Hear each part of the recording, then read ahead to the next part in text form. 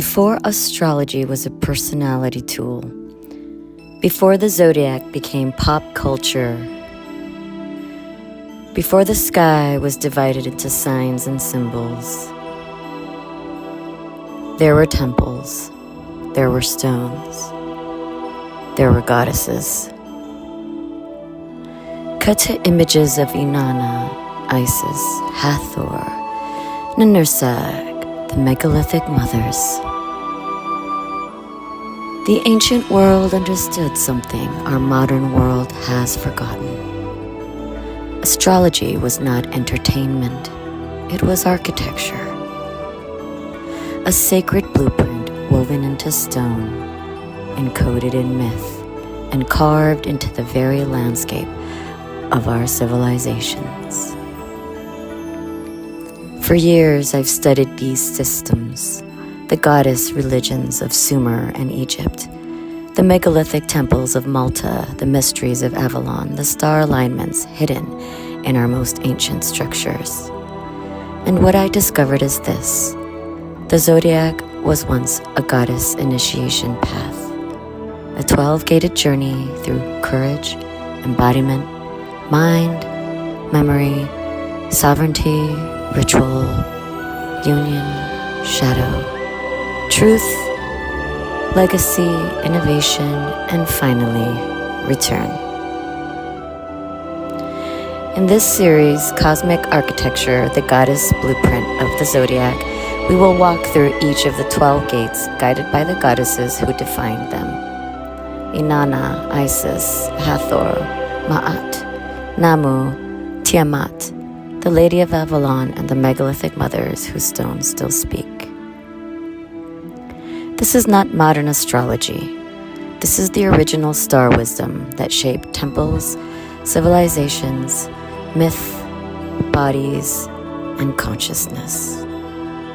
Each episode is both a history and an initiation, a remembrance, a return. I'm Opal Unicorn, astrologer, consciousness explorer, and researcher of ancient goddess systems. It is my honor to guide you through this journey. Welcome to Cosmic Architecture. The gates are opening. Let's begin.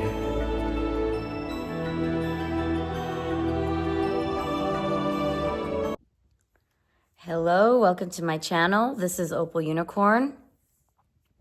And welcome to episode 3. Gemini, the goddess of codes, language, and sacred communication of my series, Cosmic Architecture, the goddess blueprint of the zodiac. After the body awakens in Taurus, the soul begins to think, to question, to speak. We enter the third gate, the realm of language, symbols, breath, and the goddess of sacred communication. The third house is ruled by air, movement, information, ideas, plurality. It is the breath that animates language and the curiosity that opens the world. Gemini is not a simply duality. It is the goddess of codes, the translator between realms.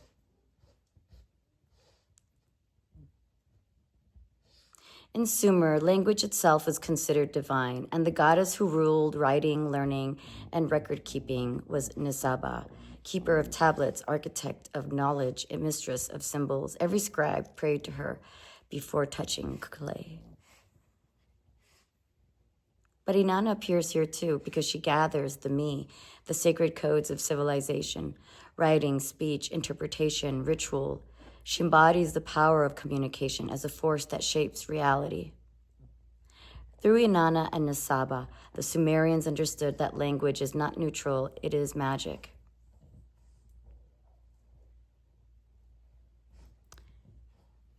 In Egypt, Gemini appears through Seshat, goddess of writing, architecture, mathematics, and cosmic measurement. She records the pharaoh's deeds, anchors temples to the stars, and governs the ritual of stretching the cord. aligning sacred architecture to celestial geometry. She is the bridge between heaven and earth. And Isis, in her role as the great magician, uses language, spoken spells, names, invocations to resurrect Isis. An Egyptian thought to speak a name is to give life, to withdraw a name is to unmake the world.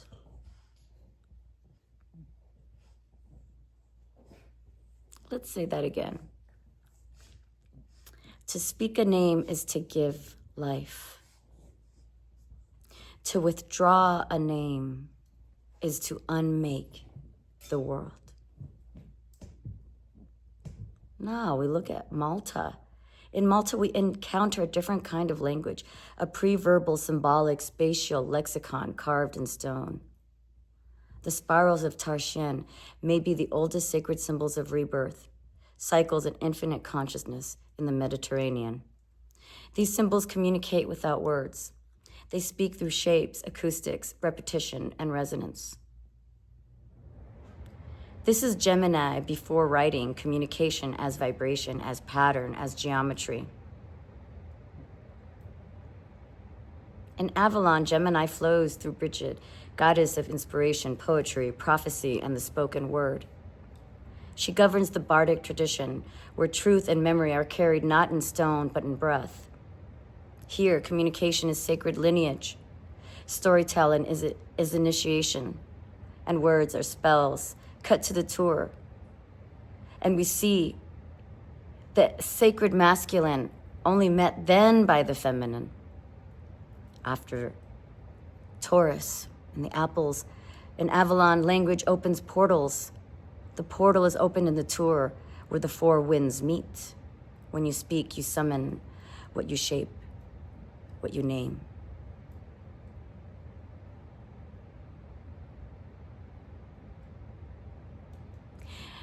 And as the four winds meet at the tour in Avalon, we know that the wind is an element of Gemini. So what is it that Gemini teaches your soul? That communication is creation, that your voice is a tool of magic, that your thoughts shape your reality, that curiosity is sacred. And in that duality, when understood, is not chaos but dialogue. The third gate reminds us that consciousness speaks through us and listens through us. Your third house reveals your learning style, your mental patterns, the stories you tell yourself, and the voice you use to move through the world. It shows how you translate spirit into speech and how the goddess of codes moves through your mind. Your thoughts are spells. Your words are architecture. Your mind is sacred. This is the house of Gemini. Thank you so much for watching. This is Opal Unicorn. Join me for episode 4, Cancer, the Womb, the Underworld, and the Ancestral Mother. I'm Opal Unicorn, and this is Cosmic Architecture.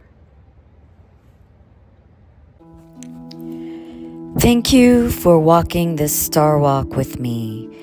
We've explored how ancient architects shaped stone to mirror the sky, how they encoded the movements of stars, planets, and seasons into temples, pyramids, and megaliths, and how Earth itself became a living blueprint of the cosmos. If this journey awakens something in you, a curiosity, a memory, a resonance, then you are exactly where you are meant to be. Because cosmic architecture is not just history, it is a reminder that the universe has always been speaking to us through geometry, through alignment, through myth, and through the stones our ancestors left behind. I'm Opal Unicorn, your guide through stone and star. If you'd like to continue the Star Walk, make sure to like, subscribe, and tap the bell so you never miss the next gateway we uncover together. And tell me in the comments below, which ancient site should we explore next? Giza, Karnak, Stonehenge, Machu Picchu, or a place you've already dreamed of visiting. Until next journey, may the stars guide your steps, and may the ancient architects walk beside you. This is Cosmic Architecture, the Star Walk Blueprint. Your next portal opens soon.